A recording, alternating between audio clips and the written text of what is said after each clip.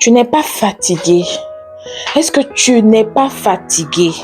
En tant qu'enfant de Dieu, Dieu nous appelle à pouvoir régner sur la terre. Mais toi, qu'est-ce que tu fais? Tu scrolles, tu regardes les réseaux sociaux, tu te fais du mal parce que tu te dis que les autres ont une meilleure vie. Toi, tu n'en as pas. Mais qu'est-ce que tu fais pour avoir une meilleure vie? Il faut bouger. Tant que tu ne bouges pas, tant que tu ne prends pas le contrôle de ta vie, rien ne va bouger en fait. Donc, il faut bouger, prends le contrôle de ta vie. Donne-toi des défis, donne-toi comment on appelle ça? Exemple, tu te dis, qu'est-ce que tu peux faire aujourd'hui? Et petit à petit, tu vas vers cette chose-là. Petite soit-elle, tu peux y arriver. Même si c'est quelque chose d'anodin, c'est-à-dire, je ne sais pas, peut-être tu ne sais pas préparer, que tu te mets dans la cuisine, juste un exemple. Peut-être que tu ne sais pas faire la pâtisserie, que tu commences à apprendre. Fais quelque chose, apprends de nouvelles choses.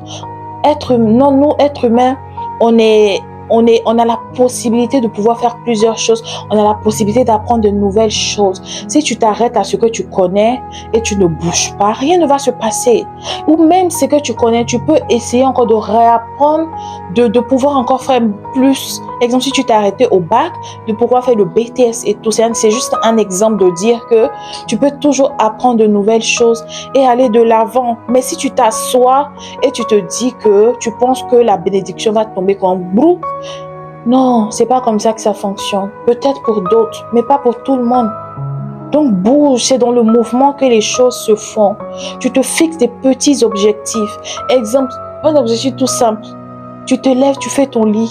Et ça, tous les matins, tu te lèves, tu fais ton lit, tu te mets à genoux, tu rends grâce à Dieu.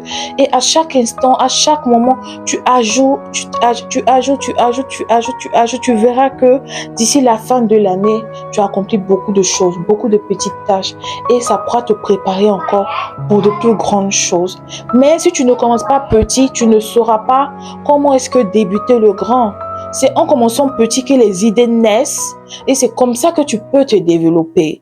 Bouge, fais un pas, ne sois pas assis. Si tu as 10 francs, tu as 5 francs, tu peux faire quelque chose avec ces 10 francs, 5 francs là pour que ça devienne 1000 francs, pour que ça devienne 2000, pour que ça devienne 3000, jusqu'à ce que ça atteigne millions, milliards. C'est comme ça qu'on prépare son avenir.